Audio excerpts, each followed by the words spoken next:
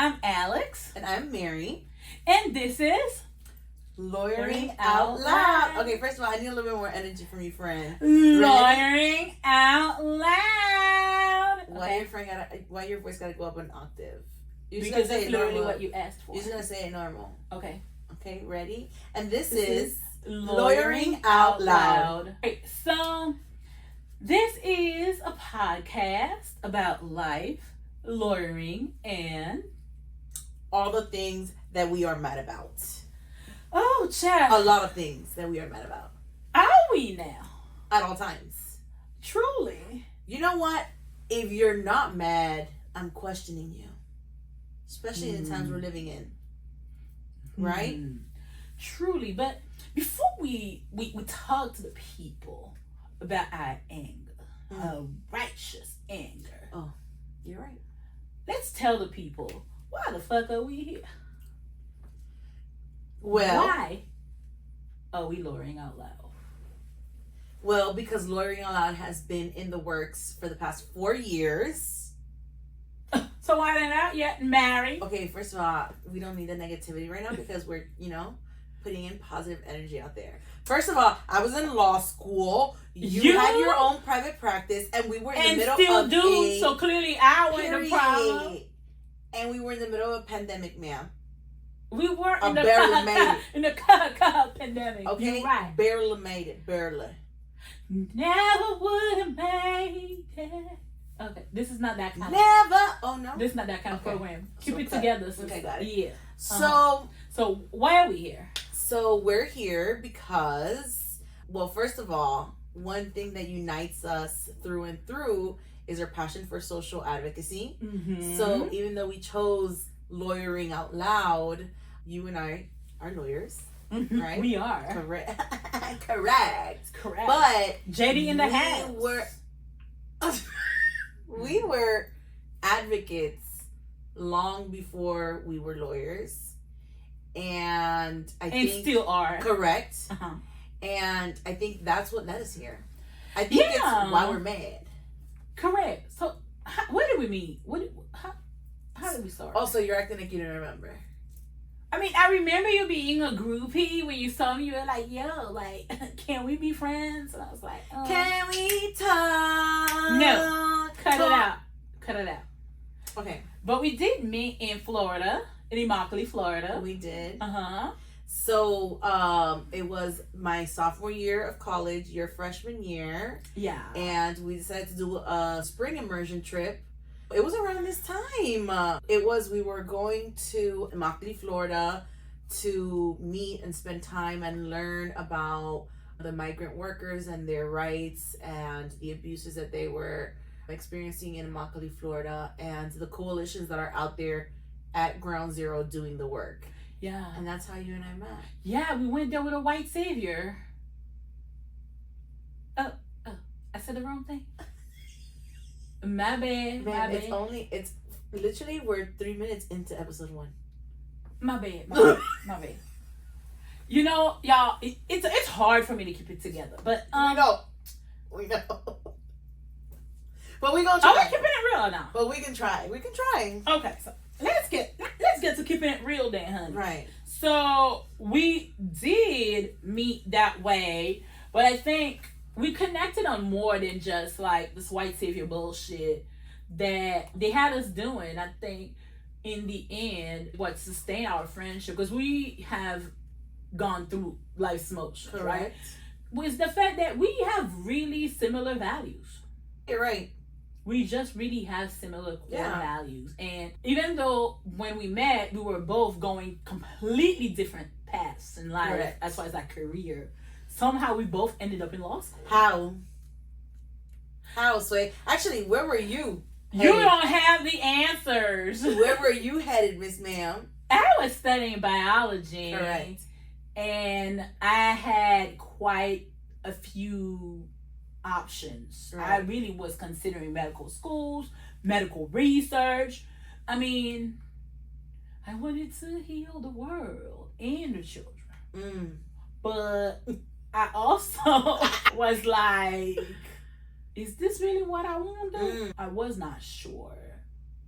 And I wouldn't say that trip opened my mind to lawyering, but it definitely made me consider another way of doing things, because it made me realize that there are a lot of people in a lot of positions, the professor who took us there, who should not be in the positions that they are, and that we should use, I mean, is we gonna tell the truth? And we should really, like, I really should really try to use that fire that I felt inside of me to really try to move and change the narrative around, like, law and policy and certain things. I don't know if I've been successful at that. You've been but I've been very successful at pissing people off within the legal system. And I think that's you're doing great, sweetie. Thanks. I said, like, why lawyering out loud? Why lawyering out loud for you? To me, I think the wording of it is, it kind of puts, like, who we are at the center of lawyering. Like, we are loud, we are proud, we're just about a lot of things. And I think a lot of lawyers center lawyering as part of their lives. And I think that for us, you are just as much lawyers as we are out loud. Like, we loud as fuck. Correct. And we like it like that. And about things that we're passionate about. And every other thing, bitch. Just all the time, honey. I'm just loud. It was a loud ass bitch. And so for us, I think when we were trying to come up with this, it was about having the conversation of, how do you show up authentically as yourself? Yeah. Right? As loud as we are, with these bright as pink dresses and clothes on, with bold red lipstick, in a profession that hypes navy blue suits, which I love. So don't get me wrong, because I will rock a navy blue suit. I get you wrong. I don't like that I shit. love I'll rock it. But that doesn't mean that I want to fit into the narrative that other people think lawyering or professional should look like. Right? Even just today, like I was telling you earlier, I was leaving with this nose ring on, and my mom was like, that nose ring to court, you know, till this day. But she's also a Guatemalan woman, almost pushing 70. You know, she sees my tattoos and she sees my nose ring, and she's like, but you're a professional. You're una doctora, una abogada. I think for you and I, it's how do we battle those stereotypes that tell us to stay meek, to be humbled, and to know our place. So it's like, first of all, you can't be like me and be humbled. I am unhumbleable. We already established that earlier. Can't be humble. Unhumbleable. Doesn't exist. Impossible. Happen every day. Yes. Oh yeah. Can't happen. So it's like, what's the point of it? I'm just gonna do me. I'm just gonna show up as me, because that's just what you're gonna get. I might cuss a little. I might key a little. You know. Right. I might make fun of some things, but don't get me wrong now, honey. You don't want to be going against me for my clients, honey. The work gonna get done. Period. We gonna keep all the way to the win. There's no way to win a case that shows up. It's in your head. It's in your brain. You gotta do the work. You gotta show up ready. And the ready is not in the suit. It really is not. Oof. The ready is not in the suit. That's a conversation we're gonna have. Because, you know, for so many people, it's, is your suit too loud? Is your lipstick too loud? Do you have your pantyhose on? Oh, you didn't show up with your pantyhose? And that's pantyhose, you said? In Florida? Yes, and that's a conversation that we're going to have because not only is that the conversation in the profession, it's conversations that jurors are having when they're judging you versus somebody else. Oh, well, she doesn't look like she should be a lawyer. Yeah. Right? I think society has a perception of what lawyers should be like, and I am not necessarily blaming what other people think about what lawyers should look like or be like. I think lawyers are to blame for a lot of things that people think about lawyers. I think lawyers and the way they present the profession have caused a lot of harm to lawyers who are not wealthy, to lawyers who do not fit certain body types, to lawyers who, like myself, speak with an accent, to Black lawyers, to Latina lawyers like yourself, right? To women at times. And that's not even saying that these groups within themselves don't push these white supremacist stereotypes. It's just that the gatekeeping and violence that happens within lawyering is perpetuated by some of the same lawyers who are victims of it. I think that lawyering out loud also sometimes mean that I don't get it all figured out. I can be a lawyer and be broke. Correct. I can be a lawyer and be a fat ass bitch. I can be a lawyer and be black as hell. Right? It's so many ways to just be you. And that's not even something that is unique to lawyering. It's just wherever you are in the world, in whatever job or whatever career. And also, I didn't want to move away from like being like a career person, right? White supremacist standards permeates to all sorts of jobs. Like there's always restriction being put on yourself to deny yourself of your authenticity in yourself. So I think that lawyering out loud is a permission to just show up as yourself. Right? It's a love letter to whoever listens to this, that if you are too much for a space, it's not in the person, it's in the space. Get a bigger fucking space. Wow. That actually made me emotional. A love letter. Why? Because I think you were that love letter to me when I was, along with a lot of other people, when I didn't think I was good enough or smart enough to go to law school, right? I've always shared with you that I'm the first in my family, and I didn't know any lawyers growing up. So for me, my passion for advocacy and justice comes from my upbringing and what I saw and what I experienced and what I saw my family experience.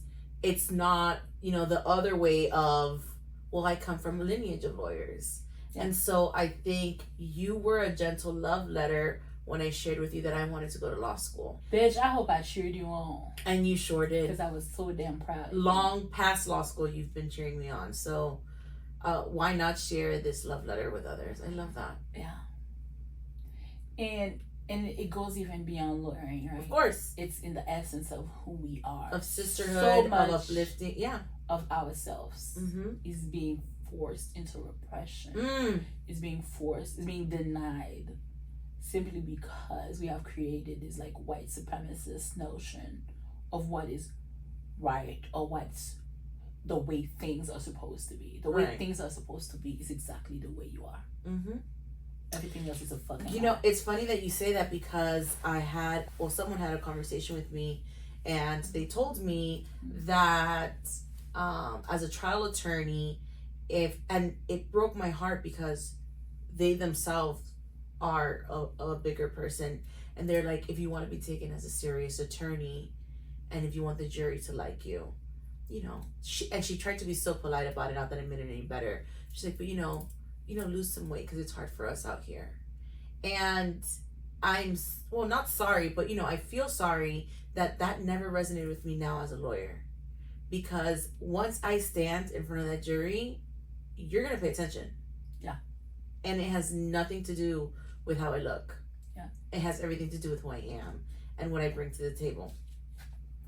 I think that sometimes we reduce people's ability to appreciate authenticity. I think people watch TV, they see a lot of things, they see, oh, this is what a lawyer is supposed to be like, and this bitch don't look like it. But we are so complex. Like a jury or whoever, like your hardest critics are gonna be the lawyers, because a jury's gonna see you, they're gonna be like, this bitch don't look like a lawyer. And then you're gonna start talking, and they're gonna see you know your stuff. They're gonna listen to you, and they're gonna be like, yo, I like this bitch. This bitch is like me. Okay? And I think as lawyers, we underestimate how great it is for your client when the jury think you look like their homegirls, because they trust their homegirl. I trust my homegirl, and I would trust my homegirl before I trust any lawyer. My homegirl is a lawyer, but I liked her before she was a lawyer. I trusted her before she was a lawyer. Period. You're right. And relatability does not get enough credit in this profession. Relatability. I think it gets talked about, especially when they're telling you about sitting in front of a jury, but not what real relatability looks like. Relatability, yeah, for sure. And because they tell you, relate to the jury, don't speak in big legal words, but that's not. Oh, while they're throwing Latin phrases. Of what like or a tennis, right? That's not the reliability that we're talking about. Relatability. Girl, you know Spanish is my first language. Relatability that's not the one that we're talking about, right? We're talking about the relatability that shows up when your client speaks to you for the first time and realizes that they don't have to explain everything to you because you know how to read between the lines of what they're saying, or that they don't have to code switch, or that they can be unapologetic with themselves, right? Which has been my experience with my clients. What has been your experience? It has been the same. I've never had to play up extreme professionalism or anything for my clients. My clients really appreciate the fact that at the end of the day, they just see a person sometimes who's from their own country, who just really wants to help them. So important, right? Right? This person is not better than me. She just has knowledge that I don't have. And she's willing to share it and that we don't for a coin, of course, but she's sharing it with me. That we don't think we're better than them, because I think that makes it. A client knows right away. When you're never met a client I thought I was better than. I have never met a client I thought that I was better than, and I don't think there can ever be a time where I will. And the reason why is because most of my clients, even the clients who do things that go counter to the laws, I understand the material conditions that got them there. I understand the harm that society has done to this person repeatedly that got them to that place. I think that comes from seeing someone as a whole, holistically, not as someone who is the mistake that they made on their worst day, someone who is so much deeper than that. I think right now, working as a criminal defense attorney, I'm starting to see that we're trying to meet people where they are, but the law has a long way to go. A long way to go to see people for who they really are versus the inmate number or the mistake that they made. And as you know, like many times I ask myself, is there a long way to go? Because that implies that we can get there. And I have no faith that we can, honestly, seriously. Maybe not in our lifetime. But I can't help my hope is that in my children's lifetime, they don't spend their lifetime chasing it like I have. Because the secret is in getting there, not in trying to get there. Right. So that's a deep question for me, is how do we center humanity in a system that was designed to dehumanize? It is virtually impossible. To dehumanize and dehumanize specific people. Oh yeah. But honestly, specific people that exist so many intersections, right?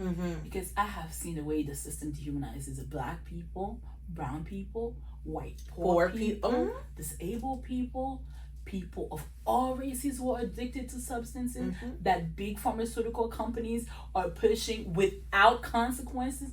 I have seen the ways in which the system shows up and dehumanizes just about anybody who does not exist at the epitome, at the top of white supremacy. Wow. Yeah. But this is more than just about lawyering, right? It's also about life. It's also about life. It's also about the fact that I am a fat, Black, disabled, queer woman practicing in Florida, living in Georgia, girl, in the South of the United States, immigrant, speaking with an accent, who comes with so much trauma, but also so much joy into the space of lawyering and the space called life. Which is interesting because something that you and I continuously talk about is how there is a lack of joy in this profession. Hey. And what that means for us to continue to show up as our authentic self, because you and I both agree that we were created for joy and happiness. We talk about the soft girl life that correct you've been in for a while and I'm getting into now. Correct. But that's not necessarily what is sold about this profession. Yeah. I know a lot of people who are like, oh, when I go talk to young students, I tell them, oh, this, choose something else. Yeah. And I can't help but wonder if that has anything to do with the profession, which it does, but how much of it has to do with you. Yeah.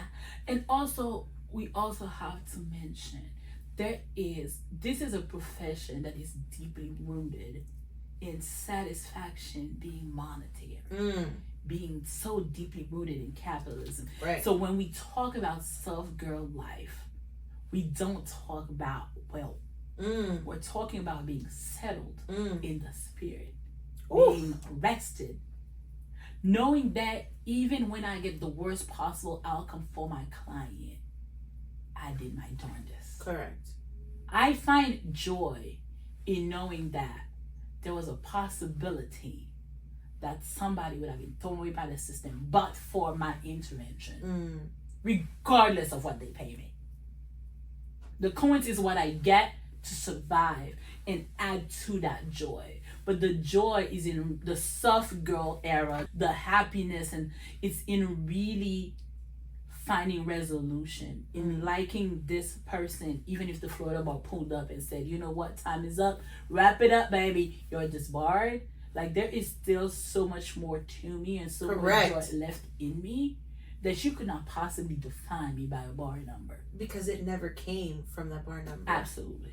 One of the things that, I used to teach my students was that your worth comes from nothing outside of you and simply comes from you existing. Truly. So when I showed up to this profession, I was coming from another profession. I had been a teacher for 6 years, and I was as fulfilled teaching, even though, you're being told you're not making enough money, teachers suck, and blah, blah, blah. As a government employee right now, because I work in public interest as a public defender, it's kind of like that same narrative that you're being told, right? And yes, I'm overworked. Yes, it's brutal. And yet my joy, my worth does not come from anything outside of me. Yeah. That's what we're trying to spread with this podcast. Yeah. I think it's a little bit of joy, a little bit of laugh, a little bit of lawyering. And a whole lot of anger. A whole lot of righteous anger. Correct. Well, seems like you got us there. Girl. Yes. Seems like we're going into our next segment, right? What are we mad about? A lot of things. What I'm mad about is something that you actually told me earlier this week. You told me about how Georgia legislature didn't pass a bill which would have allowed the process in which wrongfully convicted persons could get restitution. Yeah.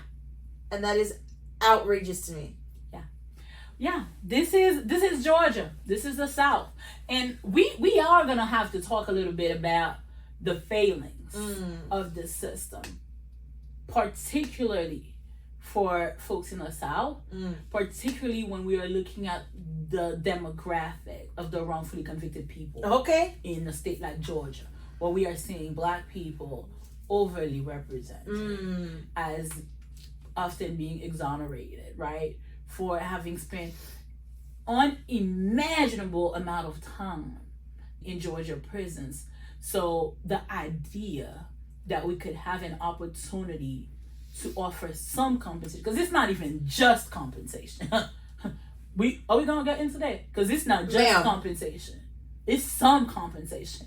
Being something can claim to not have time to get to in a legislative session that ran from January to March is asinine. It's a priority.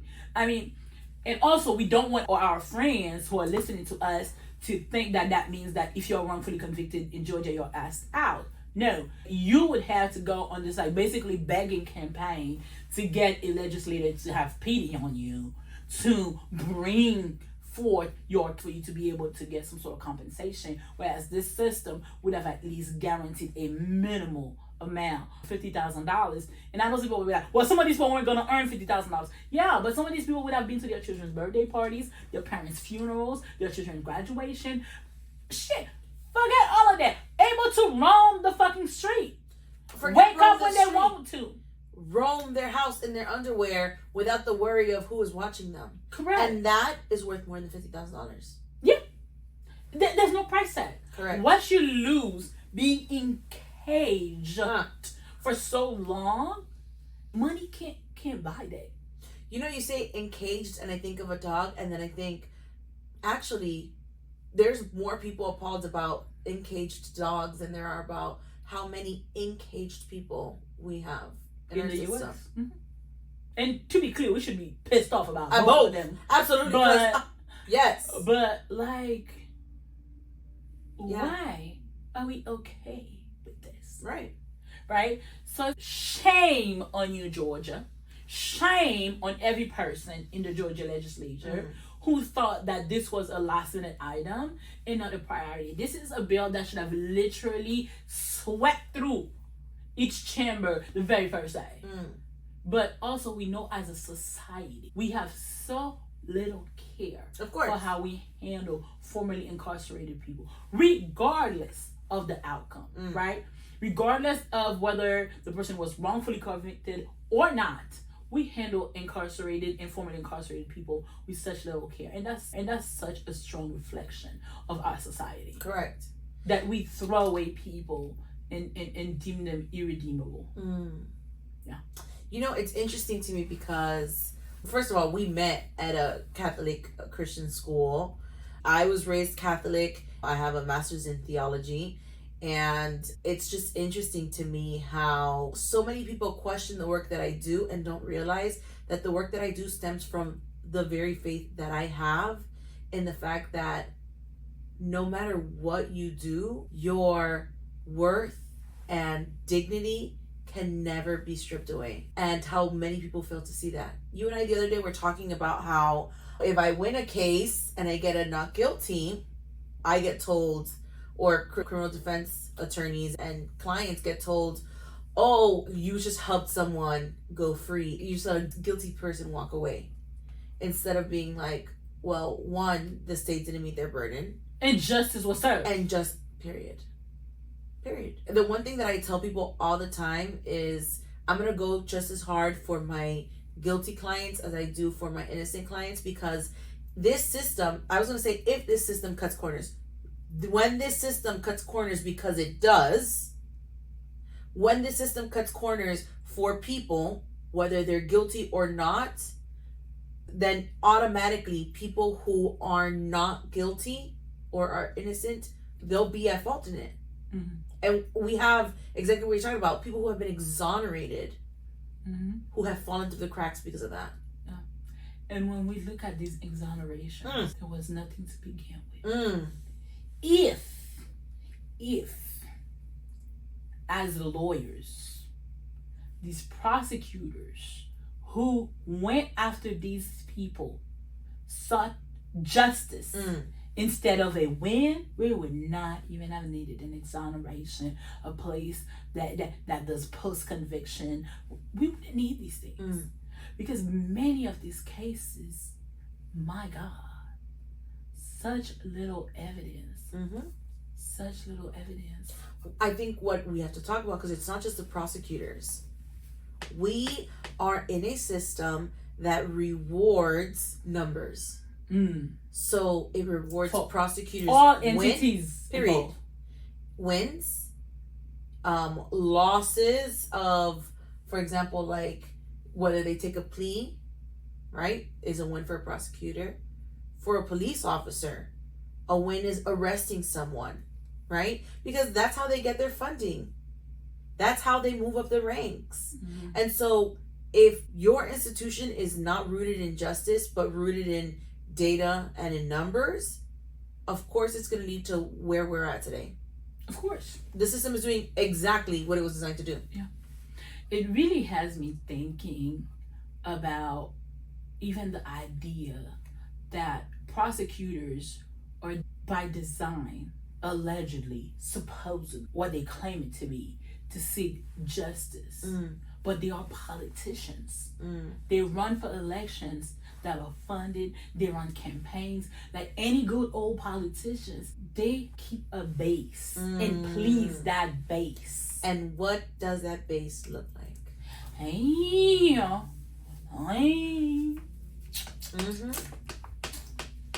What does that base look like? Questions that need answers. Okay. Questions that need answers. We'll be here waiting for them answers. Child, we might be here. We might get to your mother's age, my father's age, and we don't have these answers. And that's a shame. I mean, we got them. Okay. And speaking of wrongful convictions, I think we need to delve a little bit more into the topic. But I think we need to do that and go a little bit into our next segment, right? Which is lawyers in the news. Today we're going to talk about a really good story, but that's still very hard to hear. But we are not always going to give those good stories. Sometimes it's going to be a story for a kiki, and that's okay. Right. We can laugh at lawyers too. Right. And we're going to explore the full spectrum of lawyers in the news. But today's story is about a Black criminal defense attorney called Jared Adams. Whoop, whoop. And Jared is a badass. Jared was wrongfully convicted, wrongfully accused of a rape, and spent nearly a decade of his life incarcerated. He is now free, and he has re-entered the system as an attorney, a criminal defense attorney. Okay, but can we talk about it? There was a post by a policy campaign that says that every year a person spends in jail takes away 2 years of their life expectancy. And so what hearing about Jared, what I admire is the fact that the trauma that this young man, because he was 17 years old when he was arrested for it, that this 17-year-old boy went through, lived through for 10 years, has to face on a daily basis every single time he enters to see a client. Yeah. I can't imagine it. Yeah. And it's such, in a bit, almost kind of like a mind fuck. Because you're like, okay, he could decide to leave the system and never interact with it again. And I don't think there is a person on earth who could have the audacity to blame him for it. And rightfully so. And he could also say, now that I am free, I feel like I have to go back and try to rescue as many folks as I can from this system who's designed purely for their death. And either way, it's so damn hard. To relive that trauma as an attorney is so hard. To live with the idea that there's more you feel like you could do to help these people if you don't engage with it is also hard. So I understand how that might end up being like a struggle for someone like him. But I applaud him 1,000% for being able to do that. Because this is hard work, even if you did not go through what he went through. Correct. And this is a million times harder when you went through what he went through as a person. 100%. I can't imagine.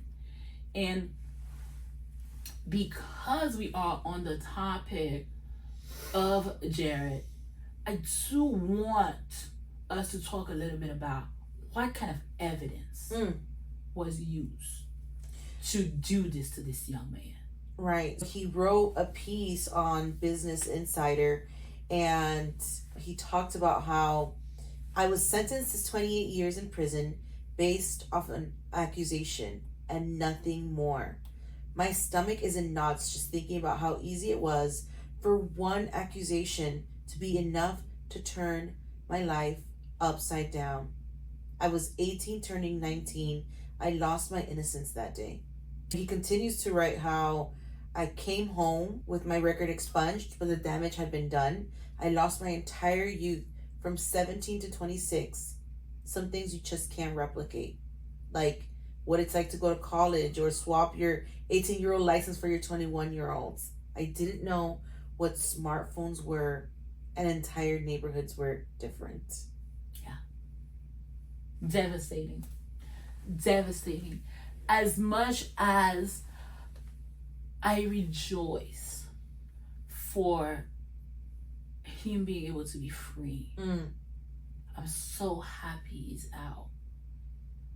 But I'm thinking of my brother, who's about the same age he was when he was convicted, and all of the things he's looking forward to, and he's doing. I mean, he's turning 21 this year. Right. You know, he's gonna get that driver's license, and it's like, wow, to just have that stolen from you with nothing. Nothing. And that's a recurring theme that we are seeing in these wrongful conviction cases, is that there's truly nothing.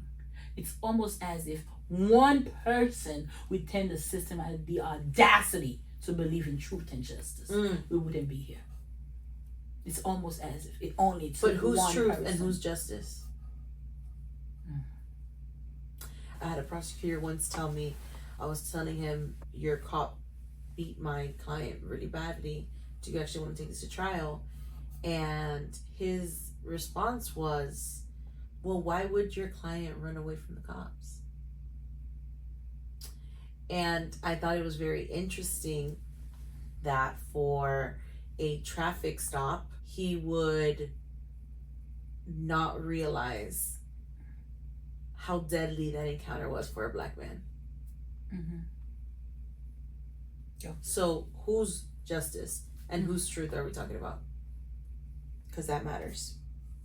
That's very true. And we can't deny the fact that the system has very little desire to invest in seeking truth. And definitely is not invested in delivering justice. Correct. Definitely. I mean, that is the last part, really, truly. People are thrown in jail to be in cages, to be thrown away, to be forgotten. And what does it mean for the family who does not forget? What does it mean for the family who perseveres, who continues to fight? And what does it mean for the person? I think one of the things we also talked about is how socialization in this country works, right? Like at a very young age, you're thought, like, if you tell the truth, you will be all right? Yeah. There's the blow that comes with being wrongfully arrested, right? You're arrested and somebody tells you did something. You're like, I didn't do it. I didn't do it. And you're like, we don't care. You're going to go to trial. And as somebody who is wrongfully arrested, you're sitting here and you're like, surely this system is going to work. I'm going to go to court, and a jury of my peers is going to see right through the BS and set me free. And you go, and it doesn't happen. Time and time again. And what we're seeing with these folks who are wrongfully convicted is that they exhaust all of their appeals, all of the things. And it's like, you get a blow at trial, then you appeal, you get another blow. You go to the Supreme Court, you get a blow. You go to federal court, you get a blow. It's like blow after blow after blow, and you try every angle in every way, and every turn the system is like, we threw you away already, and we're not calling back in the dumpster where we threw you.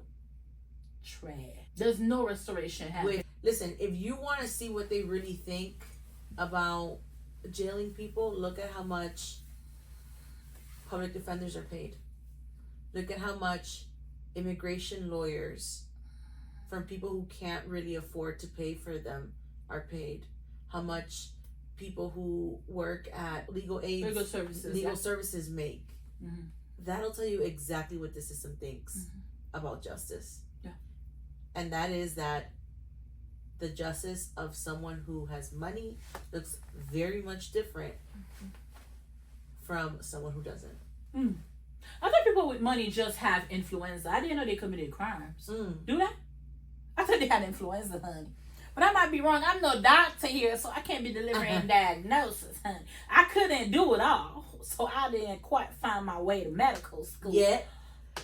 Shit, bitch, I ain't going. I ain't going. That's another fucked up system. The medical industrial complex. We got no time. Woo, honey. We have no time.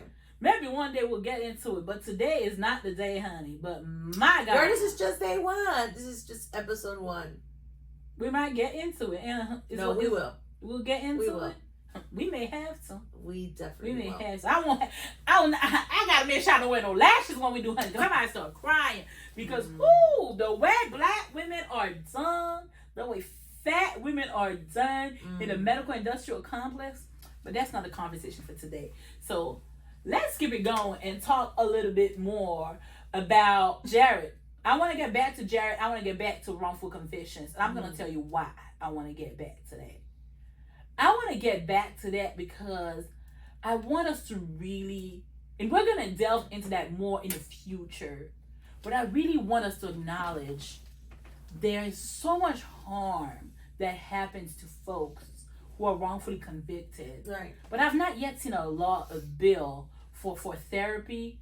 I don't know if this brother is in therapy, but if you are not, I'm going to tell you right now. Exactly what you told me. Yeah. What did I tell you? You told me right when I got out of law school, you said, Mary, save a little bit of coins from your last, what is it called? That money that you get from the school? Oh, your student loan refund. From your refund check, and save that for therapy after you take the bar, Mary, because what we've been through in law school is violence. And I didn't listen to you right away, but I eventually listened to you. Yep, that's exactly what you told me. Yep. And I'm telling you, you cannot make it through any parts of this system in any capacity, but especially as a wrongfully convicted person and not have a therapist. So I hope this brother has a therapist.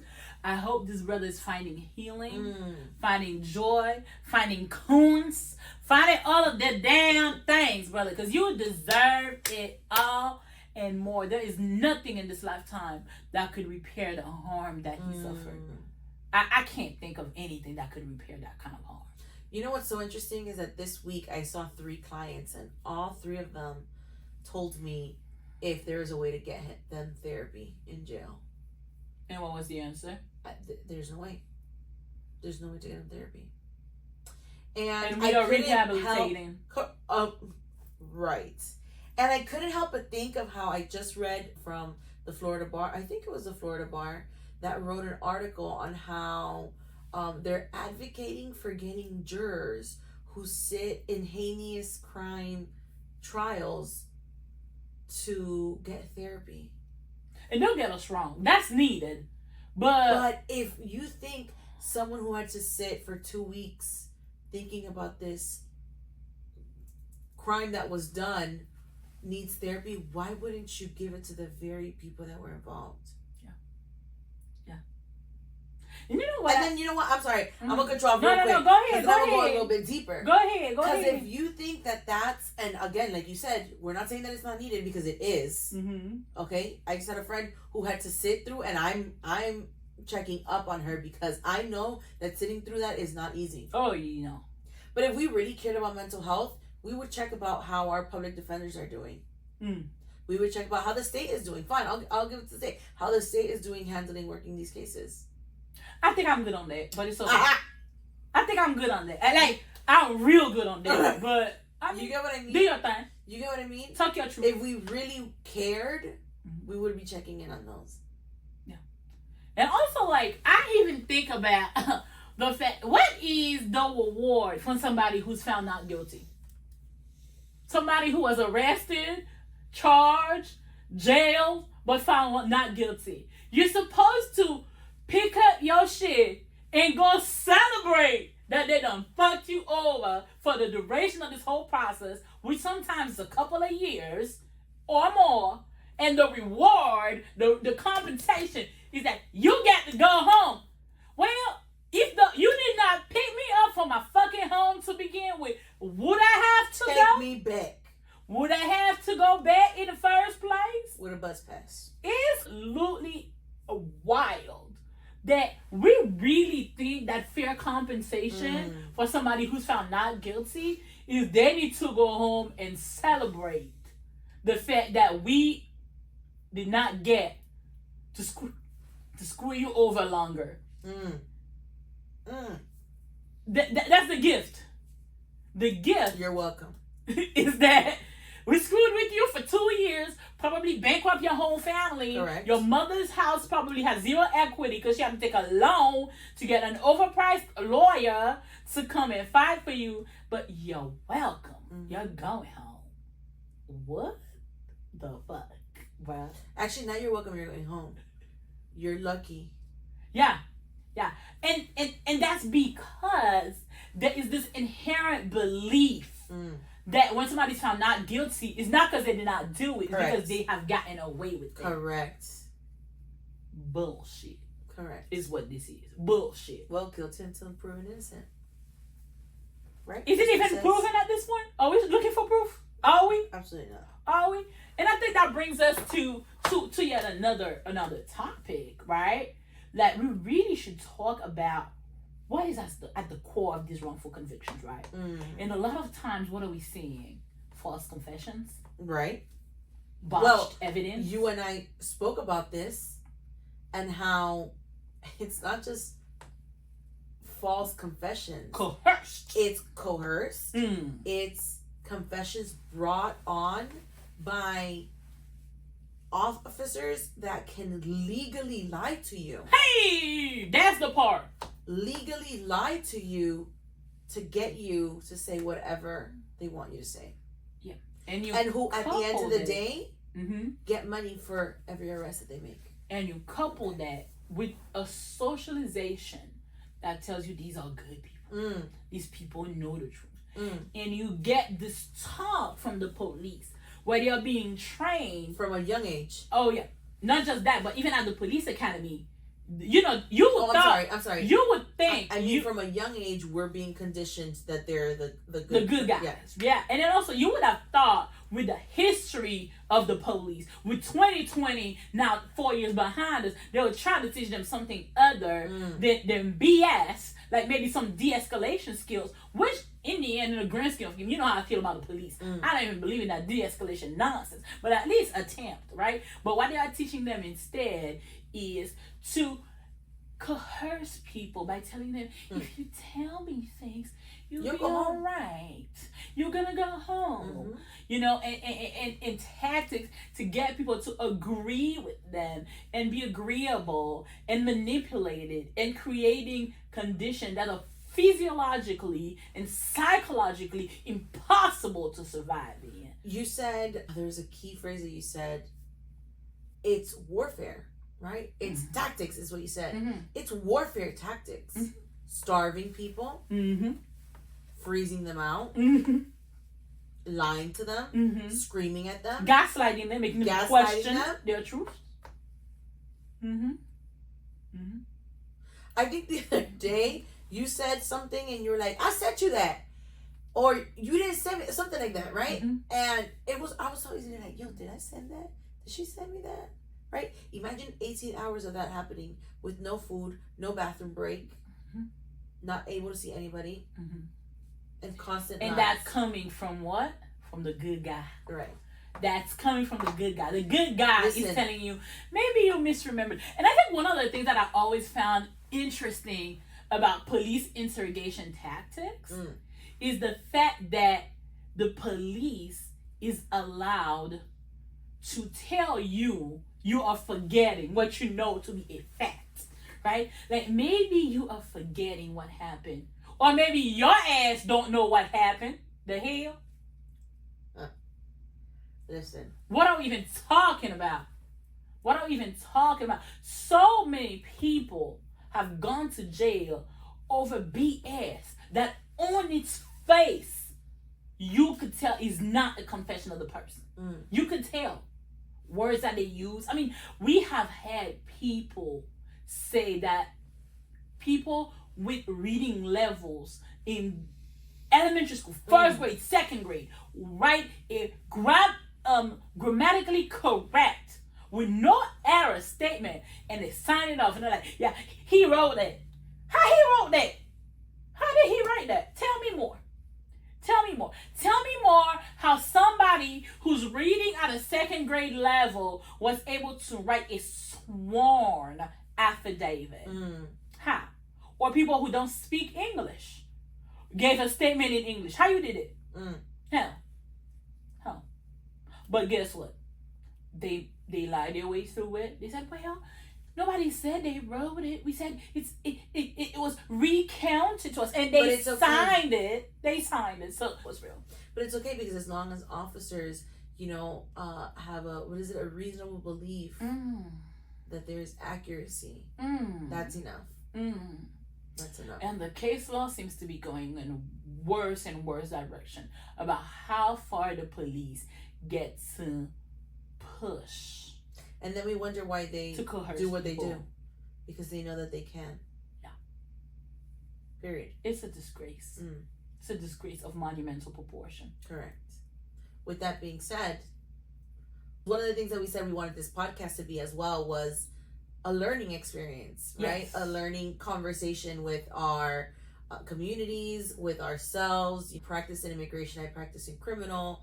And what is it that we can learn and teach? Yeah. I think it would be absolutely a disservice. It would be embarrassing, honestly. Right. If we were to sit here and kiki, and I mean, a bitch like to kiki, honey. Yes, if it's one thing I want to do is a key. Correct. Now, I love a good key like the next person. But I think it's absolutely important that even if it's a small takeaway, we could leave the people with a little something. Correct. That even if you were to forget anything else, at least remember that little nugget. Remember that the loud ass bitch who was running her mouth told you not to do that. Do you have a little something for the people, Maris? And let me tell you something. If you put me to do this segment every single week, I would give this exact point. And that is, you will not talk yourself out of trouble with the police. Therefore, stay quiet. Shut the fuck up. Period. Shut the fuck up. Pretty much. Thank you. Disrespectfully. Yeah, right? Yeah. I mean, because at this point, you don't have to like me for telling you this. You might hate me, but listen to me. If I could prevent your black ass from being locked up by telling you to shut the fuck up, then listen to me. I've done my part. Because you absolutely need to understand that when you think you're gonna talk yourself out of trouble, you're already wrong. Because trouble has arrived when the police arrived. Trouble has arrived when the police said, "Can we talk?" The police never want to talk to you, okay? The police don't know you. Correct. Why would they want to talk to you? So shut the fuck up, please. From jump. Yeah. It's the number one thing I tell everybody. Yeah. The other day, I had a family friend who detectives were reaching out to them and like, hey, we just want to talk. And I told them, don't worry about it. I'm going to reach out to them. They were texting my family friend, and it was a child, an adult. It was a child. A literal child. He was young. I was like, I'll handle it. Take that same exact number. I text them. This is Attorney Mary Rojas. I am the family attorney for so-and-so. He is not absconding. He's not avoiding. We are ready to come in whenever you want. Girl, I could look through my text messages right now because it's been about 4 weeks since I sent that message. And I got no response. And I got no callback. I thought they wanted to talk. What happened to the talking? Correct. Because I'm ready to talk. When you lawyer up, they're not going to talk to you. And I know if a bitch like to talk, it's you. So why you want to talk? You wanted to talk, ain't you? So what is? But you know why they do that? First of all, the police only wants to talk to you when they have nothing on you. Because they know that you will help them create the story that they want. That's number one. Correct. When they got the stuff they raised. Because if they had anything, they're not going to talk to you. They're going to show up with that warrant. That's what I'm saying. When the police got the proof, they raid, okay? They deliver warrants. They don't talk. If they want to talk, they don't got nothing to talk about. Thank you. Next time they tell you they want to talk, tell them to holler at me. Because you know a bitch who like to talk. Yeah. Now that's wild. Correct. Now that's wild. So to try to coerce minors is a different level of evil. Why is that even legal? Shame on this country for allowing an adult to message a child and say, I want to talk to you. What do I report this kind of predatory behavior? Well, it's only predatory. Oh, wait, the Supreme Court said it was okay. Thank you. Oh. Right. Now there's the problem. There's the part. Correct. There's the part. Okay. So I think we're getting close to the end. So last thing. A year from now, when we're looking back at the work that we've done, right? Because like I said, this has been 4 years in the making. So when we look back a year from now at the work that we've done, what is it that you are projecting? What I'm projecting is for this love letter, for this podcast, whether we have 100 followers, 10 followers, 10,000 followers, is I hope that we have found our people. Our people who are ready to reject all of the constraint that white supremacy has put on them, on their bodies, on their soul. Our people are ready to be set free, are ready to live out loud. Not just lawyer out loud, just to live out loud, to be bold, to be angry when necessary, to cackle from a deep place. Because there's laughing and there's a cackle from a deep place. So I hope that all of the people who listen to us can see our passion in the midst of the laughter and can understand that we are not special. We're just your homegirls. Correct. We are your homegirls who have understood that as hard as life could be, as traumatic as life could be, as complex and complicated as life can be, there's always a reason to try to find joy. Sometimes it's hard to find it. That's why I have to say to try to find joy, to try to live out loud and laugh out loud. Yes. Love that. What about you? I think for me, I'm looking forward to how we both grow. I think in the last 4 years, we've done monumental growth internally in who we are and how we want to move, not only as lawyers, but also as like fellow beings of this earth. And so I'm excited to see what our growth is going to look like in community with others, in community with each other, because I feel like, you've always been someone who inspires growth in me. So I'm excited to join this journey with you and see where it takes us. I know we've been getting all corny on me or whatever. No, girl. I know. I've always known that I was your favorite, but I mean, we do have to do one last thing. What is it? We just got to tell the people where to find these loud ass bitches. Okay. So all of our handles are L Out Loud Podcast. Okay. So at L Out Loud Podcast, and we have a YouTube, we have Instagram, we have a TikTok. Right? Yes. And it's two-way. It's for us to connect with you, but it's also for you to connect with us. Yes. So like, subscribe, and share. Wait, no, you gotta be like the influencers. Be like, swipe up. Swipe up. Yes. Yeah. And one last thing, sweet honeys. This is what we're gonna need y'all to do. Because even though bitches are mad and there's a lot to be mad about, we feel like we need to be mad with you and we need you to be mad with us. So, if you have a story that you think we should be pissed about and talk about, message us at loutloudpodcast@gmail.com and you surely will see us talk about it on the podcast. All right? Is that it? So until next time, y'all, we will be coming back with more lawyers in the news and more fun. Yes. So wipe up. Peace out. Bye.